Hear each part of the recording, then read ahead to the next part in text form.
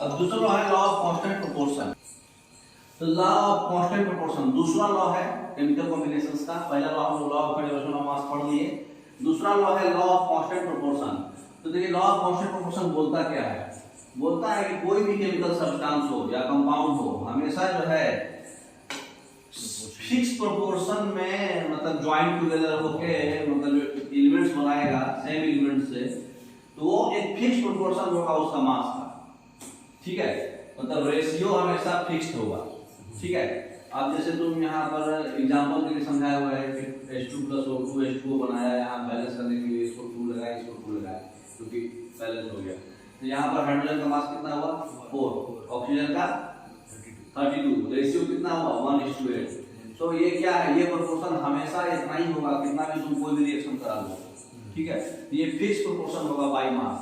ठीक है, तो यही हमेशा बोला जा रहा है कि कोई भी केमिकल कंपाउंड जो है अगर बनाएगा एलिमेंट से जुड़ के, तो ये एलिमेंट से फिक्स प्रोपोर्शन बाय मास से जुड़ेगा। ठीक है, ये तो कंपाउंड के डेफिनेशन में भी आप लोग पढ़े थे। ये लॉ ऑफ कांस्टेंट प्रोपोर्शन कौन दिए थे? जोसेफ प्राउस्ट दिए थे 1797 में। वो एंटोनी लेवोजियर दिए थे 1809 में। हाँ 89 में। ये किताब कब दिए थे? 1797 में जोसेफ प्राउस्ट, है ना। तो बताइए हाइड्रोजन और ऑक्सीजन कंबाइन कर रहा है 1:8 रेशियो में H2O बना रहा है। फिगर में अभी दिखा थे, तो कितना ऑक्सीजन गैस जो है जरूरत पड़ेगा completely 3 gram of H2 gas react करने के लिए, कंप्लीटली रिएक्ट करने के लिए 3 ग्राम H2 गैस कंप्लीटली रिएक्ट करने के लिए कितना हो जाएगा? 1:8 करना है आपको। ये 3 ग्राम होगा तो ऑक्सीजन कितना हो जाएगा? 8 गुना 24। हाँ 24 ग्राम डी हो जाएगा, है ना। नेक्स्ट अब क्वेश्चन पूछ रहा है कि 99 ग्राम प्योर वाटर जो है डिफरेंट सोर्स से हम लोग तोड़ दिए उसको इलेक्ट्रिसिटी लगा के, जिसमें हाइड्रोजन निकला 11 ग्राम और 88 ग्राम ऑक्सीजन निकला। ठीक है, तो ये कौन सा कॉम्बिनेशन इसमें बताया गया है? यहाँ देखिए 1:8 हो रहा है, तो हाइड्रोजन और ऑक्सीजन का रेशियो 1:8 हमेशा फिक्स रहेगा। कुछ भी रिएक्शन कराओ, इधर जितना भी कराओगे तो वो रेशियो 1:8 आएगा। तो ये कौन सा रेशियो में कौन सा है इसमें बताइए, कौन सा लॉ है? सी लॉ ऑफ कांस्टेंट प्रोपोर्शन भी बता रहा है ना। सी है। डी बोल रहा बोथ बी एंड सी। हाँ कंजर्वेशन ऑफ मास तो सब में रहेगा, कोई भी केमिकल रिएक्शन हो कंजर्वेशन ऑफ मास रहेगा। क्वेश्चन ध्यान से पढ़ना है, याद रखिएगा, फंसाया रहेगा। Law of conservation of mass तो हर एक रिएक्शन में बैलेंस है, वैलिड है। तो या बी भी सही है, सी भी सही है, डी ऑप्शन होगा, है ना। In the formation of NH3 ammonia, what mass of H2 gas would be required to react completely with 42 gram of N2 gas?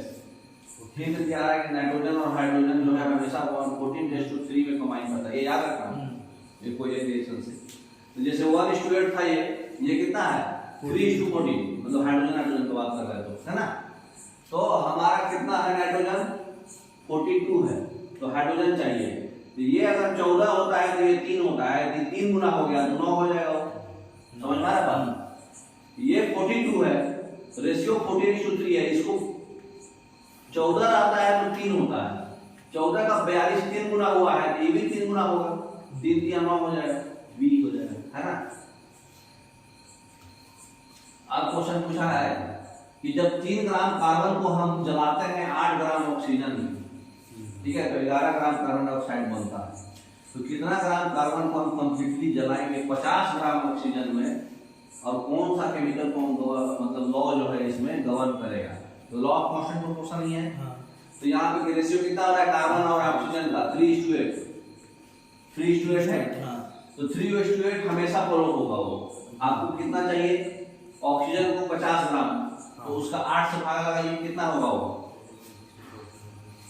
50 को 8 से भागा लगाइए, जितना आएगा उसको 3 से गुना कर देना है, 18 पॉइंट समथिंग आएगा, यही ऑप्शन।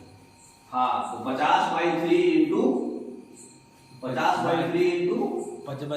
Into 3 divided by 8।